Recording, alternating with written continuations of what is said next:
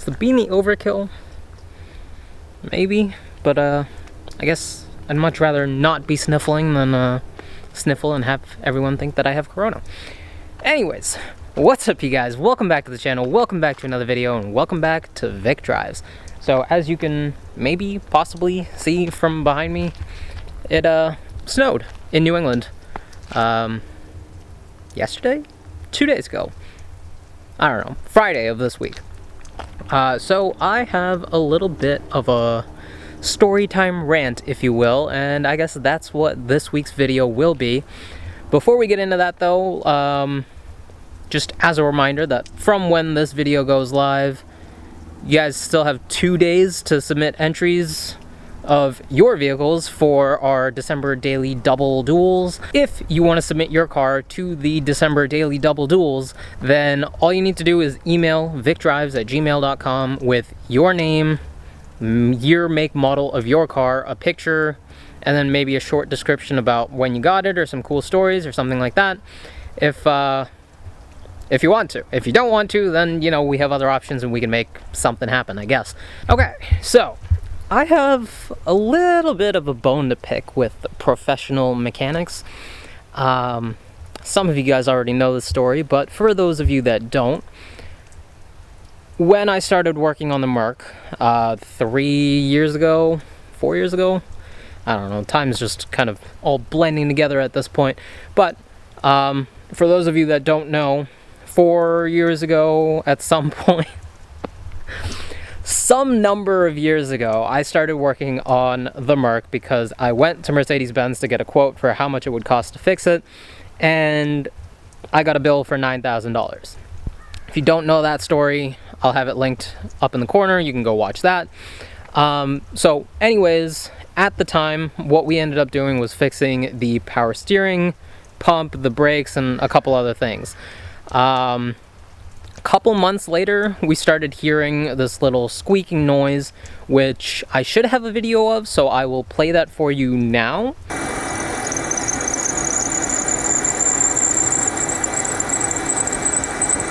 So basically, the way that the Merc and a lot of other cars work is we have an accessory belt down in the engine bay, which hopefully I can show here, maybe from this angle. So this belt right here runs around a bunch of different pulleys. So right here we have the alternator pulley, there's an idler up there, tensioner, AC compressor all the way down there. We got power steering, oh that's the tensioner right there, AC compressor, and basically all of these one by one started making some noise, but I couldn't exactly figure out what was causing it. So essentially we went through and we replaced each one by one. So the power steering was the first one because that actually failed. So we replaced that one, and then my dad had me take it to a mechanic that he had been going to for ages. I'm gonna leave names and stuff out of this, just, you know, out of professionalism. Okay, so I'm sitting here editing the video right now, and I realized that I completely just shot by an entire segment of the story here. So I had been to this shop before, the shop that my dad recommended, and what they told me at the time for the squeaking noise, even though I was pretty sure that it was an idler and a tensioner pulley, was that it was the power steering pump that I had installed with my friends months before.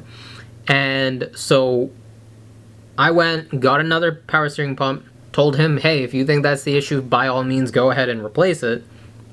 They did. The sound did not go away.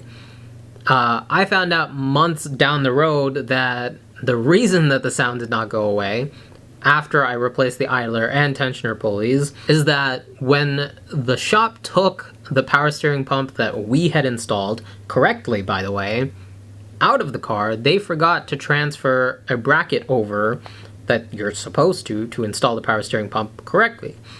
And I found out about this after I had spent another $800 on essentially unnecessary parts and labor to essentially go and buy a bracket to fix something that we had already fixed properly before. But that is actually what fixed the noise. What I'm about to tell you is still about the same shop that ruined it in the first place, but a second attempt now. So I told him, hey, like, the noise is coming from somewhere on the belt.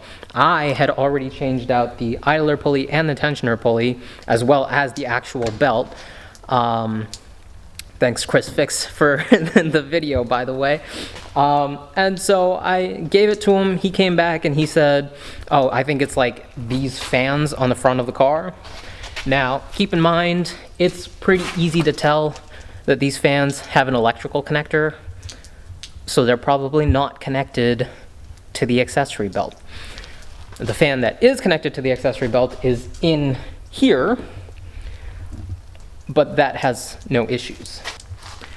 So anyways, I go to the shop to pick up my car, and what do I see but a mechanic spinning this here fan with the professional tool of choice, a stick.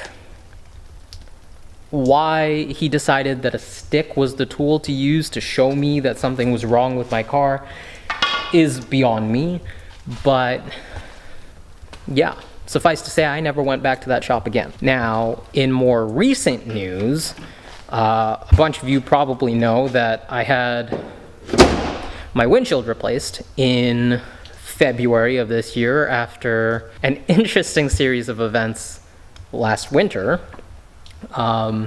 If you don't know what I'm talking about there, then there's a video to that, also linked above. And basically, I had my windshield replaced, but I was hearing this noise, like wind noise, and so I wanted to figure out what was going on, and I was like, oh, well, I have a warranty on the windshield replacement, so they'll just come by and do it.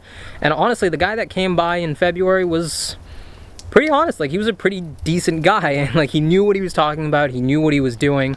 And so, you know, it could have been a tiny mistake, or, you know, we did it in the winter, so maybe the glue didn't harden properly or something. I'm like, it's probably not that big of an issue. It could be the cowl that I tried fixing in that video. So, a plethora of possibilities, if you will. So anyways, this guy comes to the house. He has his truck, same truck as the other guy. Came in. First of all, he couldn't figure out how to open the hood.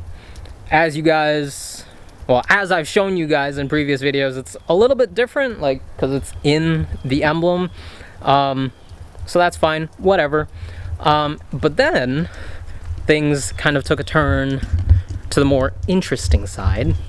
So essentially, he was hanging out in my driveway for a decent amount of time, and all I saw him do was come around the car, tap the plastic on this side and that side, and then he called me back outside, probably because he couldn't figure out how to take the weather stripping off on the inside, and said, hey, I need you to come back outside. And so I did, and he had the windshield wipers off, he had like those clips out, and he said, I think this might be the reason. And I said, okay, yeah, like, that makes sense. And he said, let's go for a drive.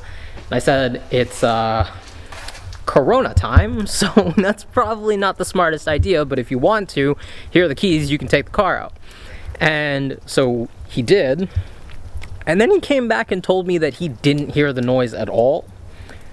And now, as you guys know, if you watch that video, that noise starts up at like 35 miles an hour.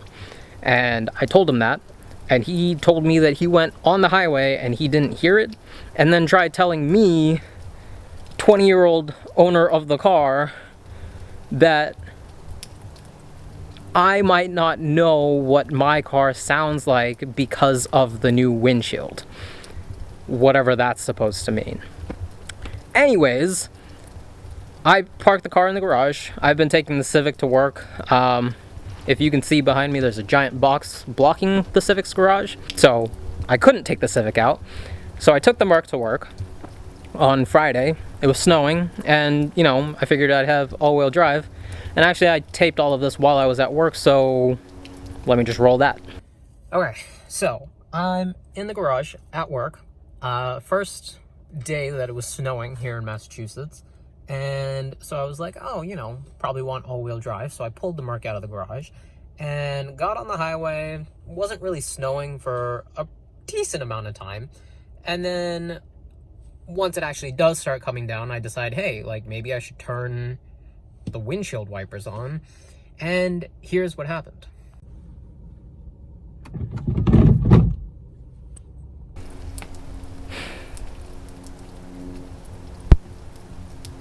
I honestly have no words.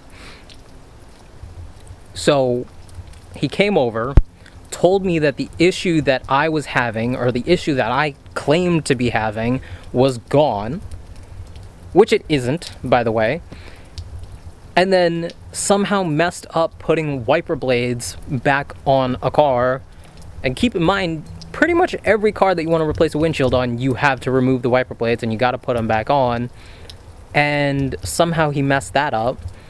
And so essentially I was driving on the highway for around a half hour in basically a snowstorm, although it doesn't really look like it was a snowstorm. There was around like 3 inches of snow. Like there's still snow on my driveway and snow melting, and like all that dripping noise that you probably hear is snow falling from my roof. And yeah, so completely unprofessional if you ask me.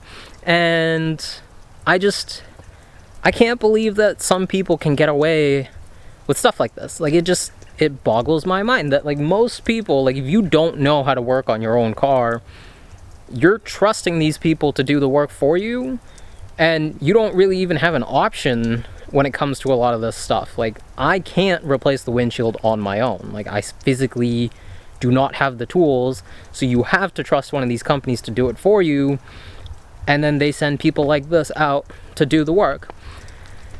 But this video was probably not all that entertaining, but I felt like I needed to share this experience that I had, just because it's just, you gotta keep an eye out for yourself at this point. Like I don't know who you can trust if the professionals that are getting paid to do this are somehow making your vehicle worse than it was when you called them in to fix it. Anyways, hopefully next week's video will be a little bit more upbeat and informative, or whatever. I'm not sure yet. But with that, if you've had an experience like this before, then definitely let me know about it down in the comments below. Leave a like on the video if you enjoyed it, or if you want to show me that you care. And subscribe to the channel if you haven't already. And with that, I'll catch you guys in next week's video. Peace.